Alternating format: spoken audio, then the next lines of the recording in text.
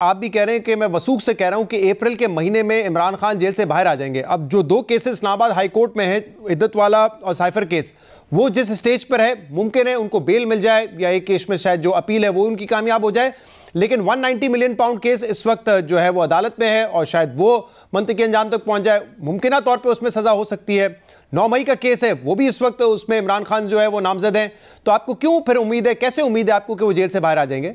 मुझे इसलिए उम्मीद है और यकीन है, वासक है, क्योंकि साइफर केस में आपने खुद सुन लिया है कि किधर है साइफर, वो इंस्ट्रूमेंट, वो डॉक्यूमेंट किधर है जिसकी बुनियाद पर सजा की है, उसका वजूद ही नहीं है, वो अदालत में पेश ही नहीं किया गया है, वो तो बरियत ठहर गई जो है लिखा रखा है, नोशा दीवार है। और दूसरी बात रही जहाँ तक वो इद्दत की तो इतना शर्मनाक मुकदमा है कि दुनिया 1400 साल में ऐसा नहीं हुआ है और दुनिया में जितनी बदनामी मजहब इस्लाम, दीन इस्लाम की हुई है इस वजह से, वो तो बरियत इंशाल्लाह आप देख लेंगे। जहाँ तक ताल्लुक है तो ये अल-कादिर ट्रस्ट वाला 109 मिलियन वाला, वो CF जो है मेन प्राइम प्रिंसिपल विटनेस, उसका एग्जामिन हो गया है PW6, मैंने उसकी नकल लगा दी है।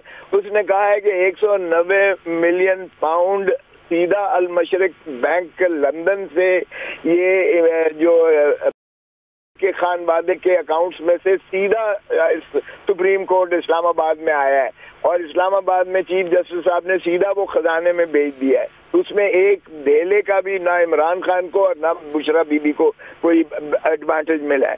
और जहाँ तक वो क्विड प्रो को कहते हैं कि उसके खजाने में जो जमीन 460 कनाल जो अल-कादिर ट्रस्ट के नाम सुहावे में दी गई है, वो ट्रस्ट के नाम है, वो मौजूद है, बिल्डिंग मौजूद है, वहाँ बच्चे पढ़ रहे हैं, मुफ्त तालीम उन्हें मिल रही है वो, और उसमें भी इमरान खान या बुशरा बीबी ना मफाद उठाया है, ना धेले का है, ना उस ट्रस्ट की मैनेजमेंट में उनका कोई दखल अमल है। वो वाज़े तौर पर बयान दे गया है कि इन दोनों ट्रांजैक्शंस में 190 मिलियन पाउंड के लंदन से आने में और ये सुहावे में जो गिफ्ट के तौर पर जो वक्फ किया है, वो उसमें किसी तौर पर भी वो इमरान खान और बुशरा भी। लेकिन इसके अलावा अभी देखिए जो कुछ हालात हुए, जिस केस में तोशा खाना में जमानत मिली इमरान खान को, हमाद अजहर मंजर आम पर आ गए, फवाद चौधरी साहब 2 दिन पहले बेल में वो भी बाहर आ गए। तो इसके बाद एक जो बात की जा रही थी कि शायद कहीं कोई लचक की पॉलिसी है, पॉलिसी तब्दील हो रही है। तो जरा ये बताते हैं कि जो मुक्तदरा है 9 मई के हवाले से उसकी पॉलिसी में कोई शिफ्ट नहीं आया है। जो भी उसके प्लानर्स थे जिन्होंने अमली जामा पहनाया, उनको कायदा कटहरे में लाया जाएगा, उनके लिए कोई नरमी नहीं होगी। तो वो केस में तो इमरान खान साहब भी नामजद हैं। हम कब कह रहे हैं हमें नरमी चाहिए? देखें, हम तो खुद कमीशन मांग रहे हैं। ये ऑर्केस्ट्रेटेड 9 मई बार बार आप भी कहते हैं और हमारे मुखालिफ भी कहते हैं, 9 मई के पीछे क्यों छुपते हैं? 9 मई को तो इमरान खान को इस्लामाबाद हाई कोर्ट की बायोमेट्रिक कमरे से वर्दियों में घुस कर जाके गिरफ्तार किया था।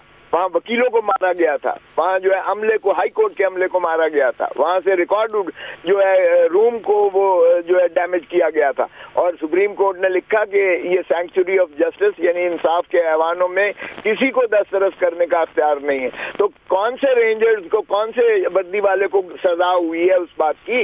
मुझे बताएं। इमरान खान के तो वो 9, 10, 11, 12 बाबा सलासल थे, वो तो उनकी दस्तरस में थे, कैद में थे। तो फिर उनके ऊपर, लेकिन बाद में इमरान खान उसको जस्टिफाई तो करते रहे ना कि अगर मुझे आप इस तरह गिरफ्तार करेंगे तो फिर GHQ के बाहर, कोर कमांडर हाउस के बाहर ही एहतजाज होगा। इसको तो जस्टिफाई करते रहे ना। वो जस्टिफाई करने से मुजरिम बन जाता है, मुल्जिम बन जाता है। जस्टिफाई करने से मुल्जिम बन जाता है। अगर कोर कमांडर हाउस को जलाया जाए और उसको जस्टिफाई किया जाए तो फिर कैसे आप कह सकते हैं कि उनका कोई ताल्लुक नहीं होगा? ओ भाईजान, कमांडर हाउस को किसी ने नहीं जलाया। ये ऑर्केस्ट्रेटेड ड्रामा को खुदारा मत 45 साल बाद जो है इंक्वायरी में मत कहें फिर के 10 जब लतीफ खोसा साहब, मामला ये कि जब कुछ लोग कह रहे थे ये ऑर्केस्ट्रेटेड है, उस वक्त भी इमरान खान साहब कह रहे थे कि हमारे लोग ने एहतजाज किया, हमारे लोग एहतजाज क्यों नहीं करेंगे अगर मुझे रेंजर्स गिरफ्तार करेगी? तो वो तो उसके बरक्स मौकिफ ले रहे थे।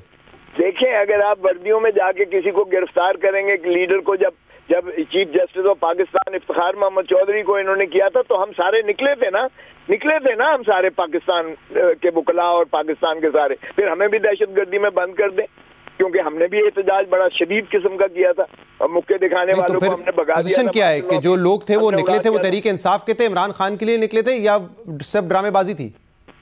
कौन सा?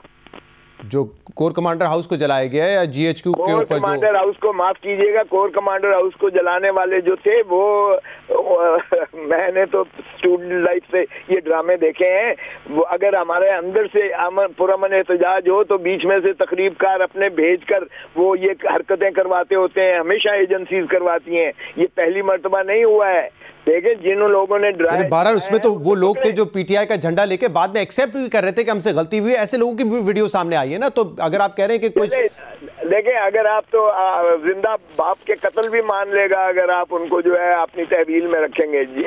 जो भी जबर करता है, इस तरह से जुल्म करता है, आपने जितने जो है मीडिया पे जाते हुए देखे हैं, जितनों ने जो है टीवी पे आके ऐलानात किए, अब सारे माफी मांग रहे हैं कि हमें जबर के तहत करवाया गया है।